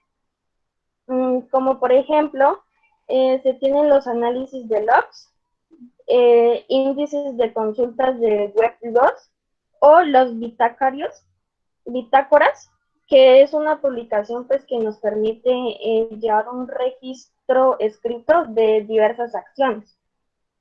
También encontramos los análisis de conectividad entre redes y entre otros. Bueno, como conclusión, esto es un pequeño esbozo acerca de lo que es la etnografía y los métodos que se utilizan a la hora de realizar un trabajo etnográfico. Son muchos los elementos que la etnografía ofrece a la investigación cualitativa para el desarrollo de estudios de la interacción humana. En cuanto a los métodos tradicionales de observación, en las nuevas técnicas de grabación, se ve que estas permiten un tipo de acceso nuevo o distinto a la experiencia etnográfica, pues enriqueciéndola y nutriéndola para hacer de ella como una herramienta o un instrumento básico o principal en la investigación cualitativa. Pues a continuación encontraremos la bibliografía de donde sacamos la mayoría de nuestra información para construir nuestro trabajo.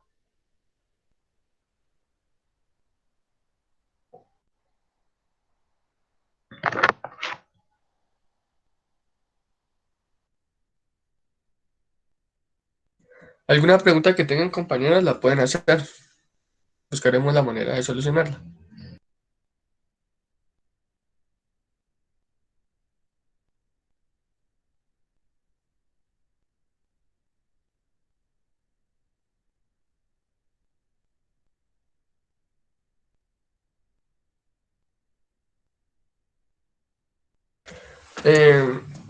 Pues viendo que no hay preguntas, tenemos una actividad práctica, la cual les voy a mandar el link para que puedan ingresar. ¿Listo?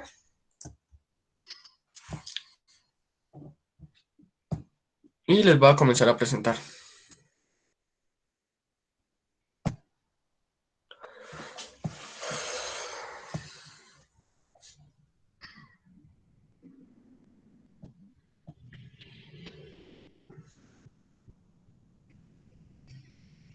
¿Ustedes están viendo mi pantalla?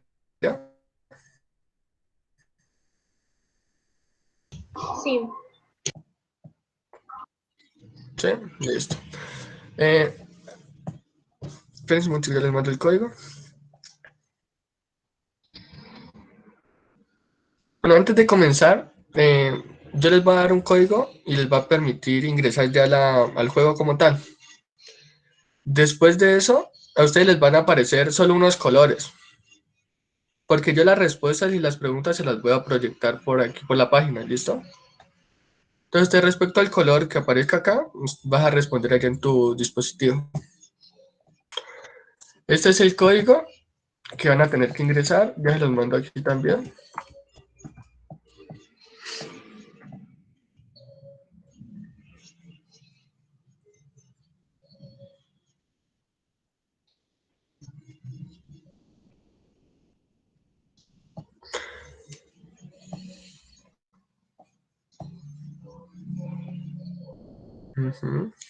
Ya entró una compañera.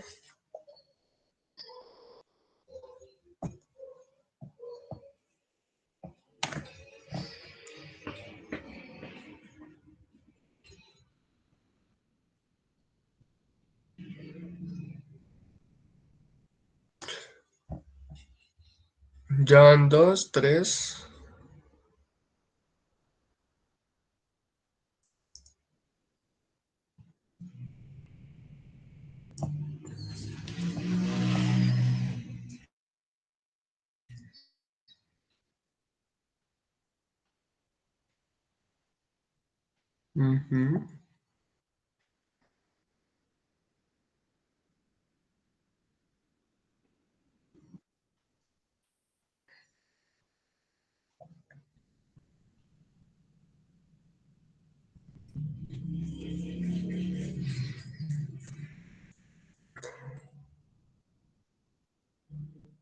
Listo, entonces muchachos, pues vamos a comenzar para no seguir robándole tiempo a la otra expo.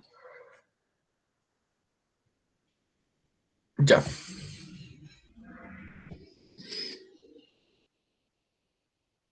Pues miren las preguntas, aquí hay las respuestas y responden según el color allá en su dispositivo. La primera pregunta.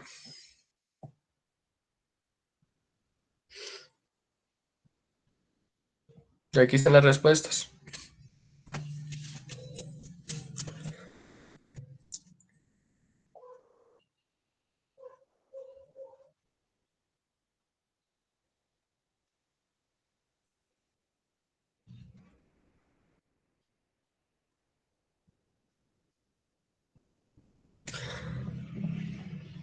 Sí, Ay, no, yo no alcancé a ¿entendieron responder. el ejemplo? Pero sí entendiste cómo se respondía, ¿no? Es que es según el color. Sí. ¿Sí? Ah, listo. Entonces ya vamos al otro y ya en la otra pueden responder. Listo. Aquí. La etnografía es un método de investigación que se originó y se utilizó en la ciencia de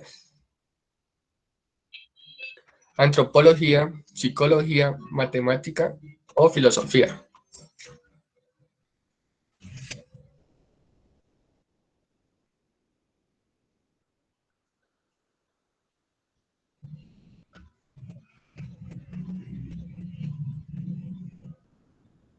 ¿Correcto? Antropología. Listo. Vamos a seguir con la otra pregunta. Los pasos en orden para realizar la etnografía son 3 pasos que vimos en especial.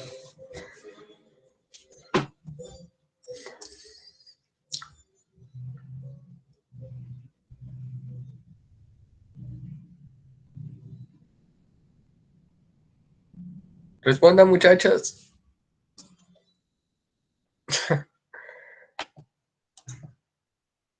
Pues se equivocaron. Ya perdimos. Hay que ver la otra. La investigación etnográfica estudia características de un grupo humano, lo cual se refiere a...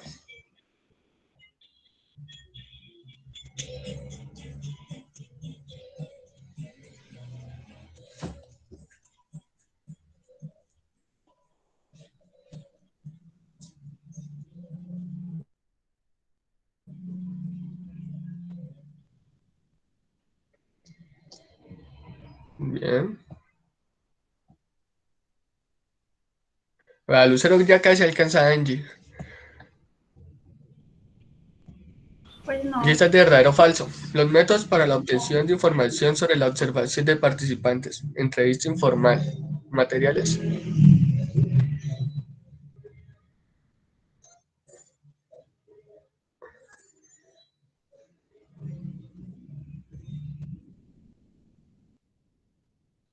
¿Me puede repetir la pregunta?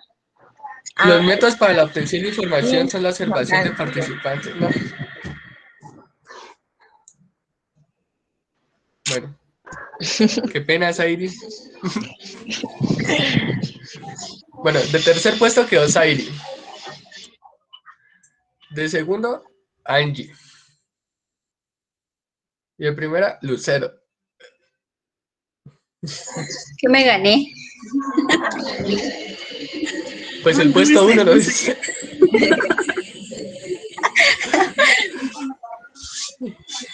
Muchas gracias por participar, compañeros.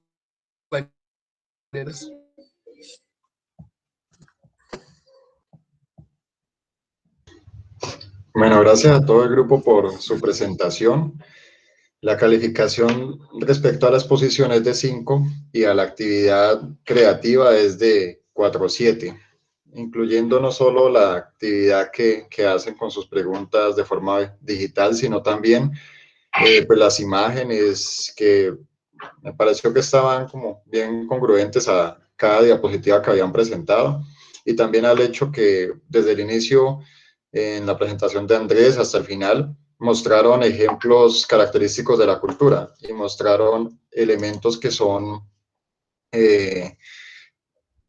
importantes en la medida en que nosotros convivimos con ellos. Así que este método nos abre las puertas al estudio de los grupos y al estudio también de los individuos dentro de esos grupos. Así que no solo podemos ver procesos que se desarrollan como tal desde esa sociedad hacia las personas, sino también lo que producen las interacciones entre los individuos y que terminan modificando las estructuras de esa sociedad. A la etnografía le debemos eso de ver la realidad desde el punto de vista de los participantes. Inicialmente el etnógrafo tenía una postura centrada en algo que se llamó lo etnocéntrico. Creía que una cultura era superior a otra y siempre que observaba, como tenía un paradigma positivista, se fundamentaba en que su cultura podía ser superior a la de los pueblos que le llamaba salvajes o pueblos primitivos. Así que con el paso del tiempo, a mediados del siglo pasado, ya se le da paso a una antropología que adquiere una etnografía mucho más desde la parte constructivista, mucho más también desde otros aspectos como el interaccionismo simbólico que nos permiten conocer ese lenguaje para acercarnos a los símbolos, a los signos, pero desde el punto de vista de ellos. Así que el etnógrafo va en la investigación cualitativa, observa, trabaja con ellos y nos va a desarrollar unas técnicas bien interesantes que se dan exclusivamente en este método. Por ejemplo, la observación participante. La observación participante, si bien se puede utilizar en cualquier otro método cualitativo, tiene una gran acogida aquí porque consistía en que el investigador puede irse hasta el lugar donde va a observar al grupo y comienza a adquirir las costumbres y demás de ese grupo hasta ser reconocido como uno más de ellos, y así logra ver la realidad desde el punto de vista de los participantes. Y les pongo un ejemplo rápido. Si ustedes quieren observar el fenómeno del acoso escolar o del bullying en las instituciones educativas, ustedes pueden ir con una observación directa. Hay gente que confunde observación participante y cree que porque va y habló con ellos ya es participar, pero no es así. Usted va y hace observación directa y le pueden decir, miren, niños, niñas, ese es el psicólogo, la psicóloga del colegio, y aquí va a trabajar sobre tal cosa o viene a escucharlos de algo. Ya con eso ellos están prevenidos, ya con eso ellos generan una barrera y ellos posiblemente van a hablar distinto frente a usted que lo que hablan entre ellos. ¿Qué hace, por ejemplo, la observación participante? Que a ustedes, que son tan jóvenes y que todavía les quedan sus uniformes de colegiales y colegialas, se pueden pasar como un estudiante. Entonces pueden hacer el proceso como si se matricularan y obviamente con conocimiento de la institución y demás van y quedan como estudiantes al lado de ellos. Entonces quedan como un estudiante más y ahí sí les aseguro que van a conocer mucho mejor el fenómeno desde el punto de vista del participante, porque ahí no va a ser que a usted le cuentan que le escondieron los libros a tal persona o que usted se dio cuenta que a esta persona la insultaron o algo, sino que va a ser a usted que le jalen el cabello, a usted va a ser que le van a esconder los cuadernos y que le van a poner apodos y muchas cosas más que no harían si vieran que usted es el investigador y no encontrara una forma de permanecer como oculto en esa realidad que viven. Así que nos da otra perspectiva y nos permite acercarnos a las diferentes cosas que componen la cultura, lo que es el lenguaje, el acento, la forma de vestir, la forma de cocinar, los bailes, los rituales, la religión, la espiritualidad.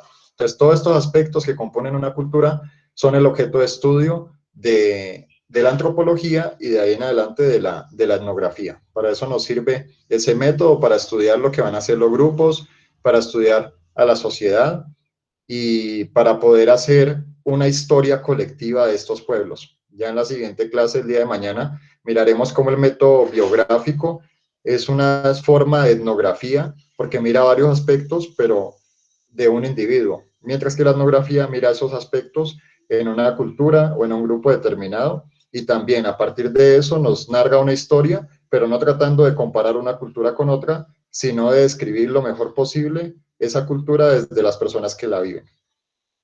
Bueno, esa fue entonces nuestra primera sesión de exposiciones. Les agradezco mucho por el tiempo, por la dedicación que se toman para preparar todo esto y ya nos vemos el día de mañana para continuar con las otras exposiciones que nos faltan. Espero que tengan una feliz tarde y ya saben que cualquier duda o cualquier cosa que quieran decirme, me pueden escribir o lo discutimos ya el día de mañana. Que tengan una feliz tarde. Gracias, Muchas gracias, profe. profe.